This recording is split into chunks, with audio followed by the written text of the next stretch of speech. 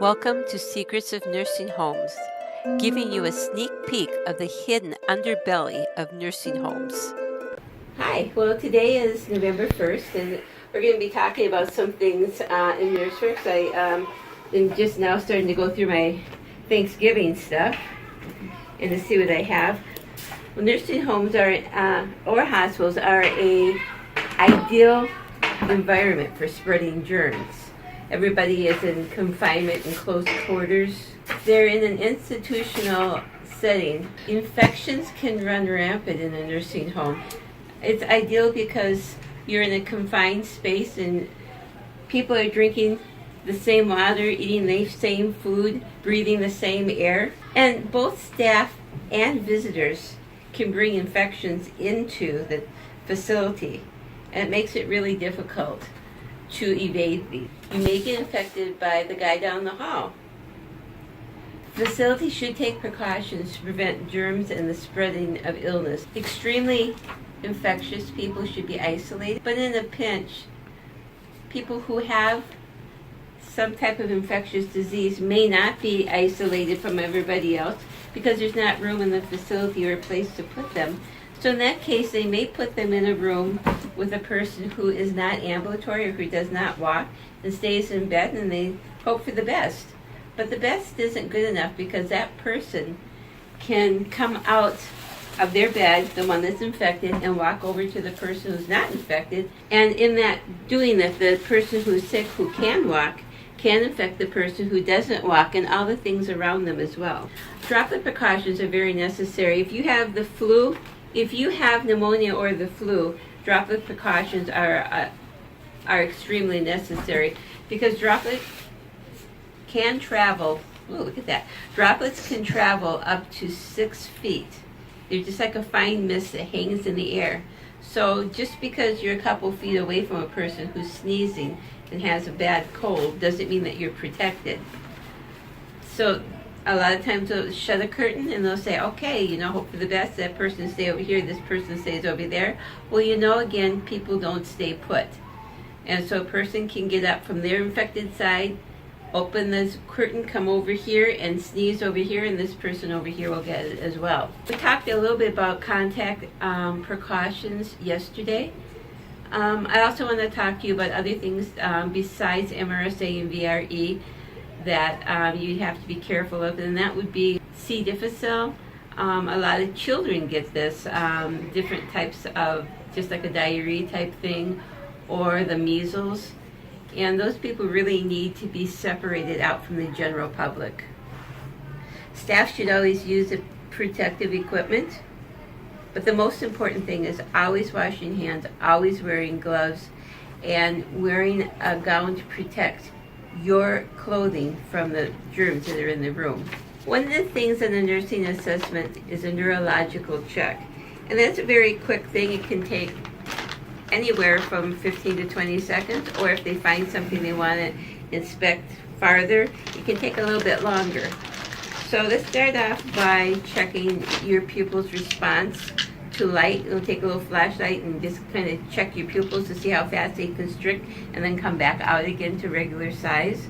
They'll also be noting what size your pupil is. Is it very small? Is it very large?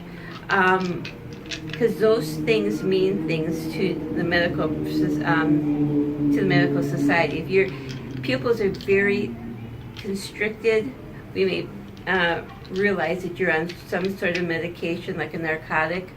But if they're very large, that also could mean a different type of narcotic, but it also means that you may have not very good perception of what's going on.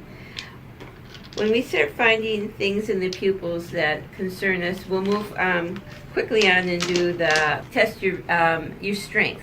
And so we just usually have you take your finger and we'll put our hand right like this, and we'll say squeeze as hard as you can.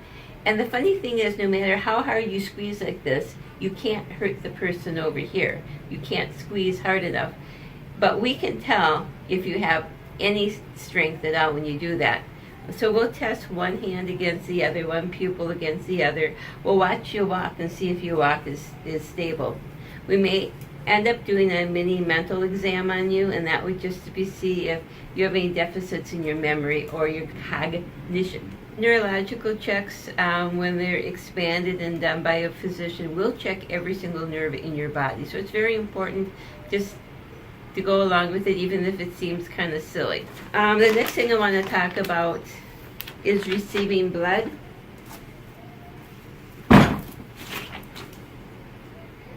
Well, getting the wrong type of blood will start a chain of events that can be very disastrous. It could easily be very disastrous and could easily kill you. Before hanging blood, the nurse needs to check several things. So, once the order is given, the nurse will check the order and will check it against the patient's blood type. It may even need to have a blood type taken if it hasn't been taken already. The blood will be made down in the laboratory, not made. The blood will be prepared in the laboratory, and it comes in a frozen state in a freezer, and they'll take it out and they'll thaw it out to room temperature. Now, blood can be out for 2 hours at room temperature before it goes bad. So we have 2 hours in which to make all the checks, get it started, and have it run through your system. So when we go down to the lab to pick it up, we'll bring the order and we'll double check it with the lab person. We'll check what type of blood it is, what type of blood product it is, when its expiration date is it a type A, is it type B, is it Rh negative, Rh positive, what's the number that each package of blood has a number on it, and we'll check that number against the number on the list. When everything else checks out, 2 people sign off on that, and it's brought up to the unit to be given. Now, on our end, we'll hang the blood because they're the only people that can. But an LPN can do everything else except hang the blood. So, look at this, isn't this cute?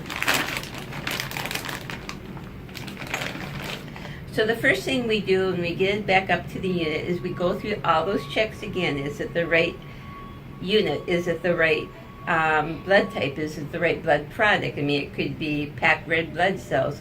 It may not be. It may be the serum. It may be just the right blood cells. So we have to make sure it's the right thing again. And then after that, we'll bring it into the patient's room. 2 nurses will come, both RNs, or actually could be an LPN, and check to see if that blood again matches what the patient says. We'll ask them their name. We'll check the name band.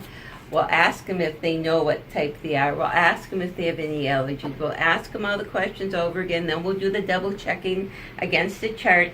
Is it the right number, serial number? Is it the right type of blood product? Is it Rh negative? Is there any allergies? And we'll do a complete vital signs. And after we do the vital signs, the blood is hung. It's hung with a bag of normal saline. So you have the blood and you have the bag of normal saline hanging, and it will connect in your IV, and then at that point it will go into your vein, wherever they put it.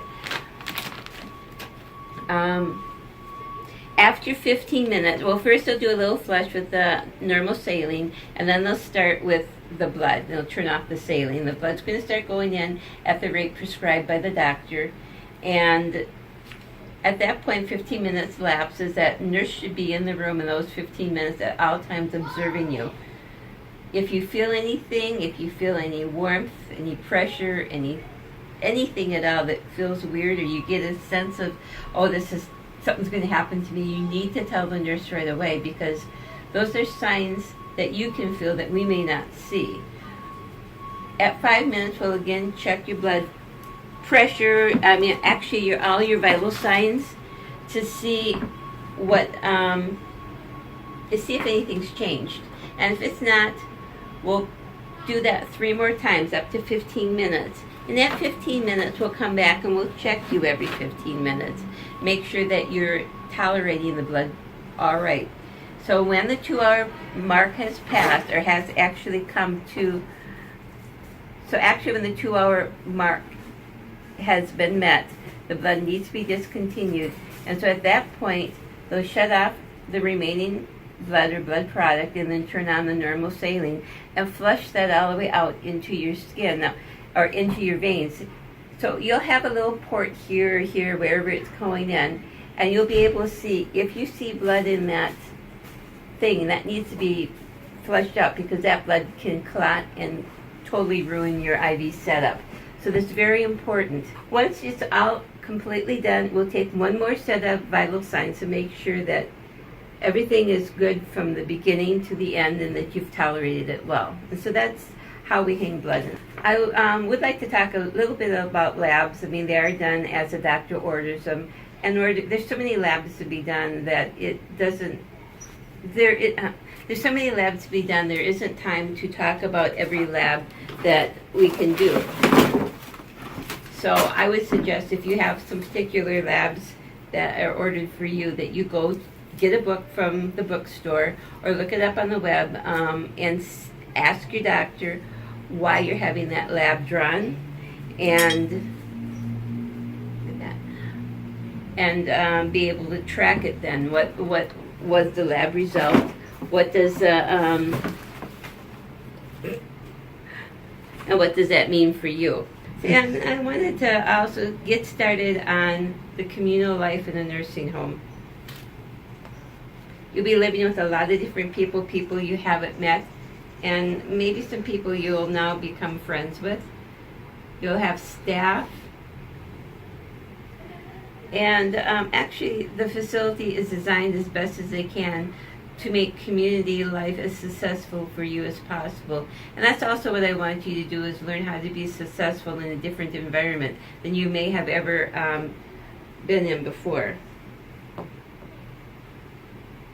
Now, there's a myth, and people think that only old people are in nursing homes. And that's not true. People as young as 18 years old can be admitted and live long term in a medical facility. Oh, he didn't lose his head yet. And some wings who find there are more people under the age of 50 than there are above. We've got units called subacute, and generally those are people that have been in an accident or had an acute attack of a disease, and they're there just for recovery for maybe a week to 2 weeks to a month. And then there's a long term, which isn't always old folks, but a lot of times there's more senior citizens in there. There's his turkey, but not. So this next section I'm going to be talking about is going to give you tools and things that you need to know to live successfully. And I'm going to highlight things in the next, I'm going to highlight things in the upcoming videos, which would be such as activities, valuables, your roommates, visitors, the daily schedules that you'll be following, meal times, and security. It gives you the understanding of what's going on and what happens to people throughout their day in a facility. And knowing the information that I'm going to be sharing with you in the next couple of times will help you find ways to live better in the midst of an environment that you're not used to. Welcome to Secrets of Nursing Homes, giving you a sneak peek of the hidden underbelly of nursing homes.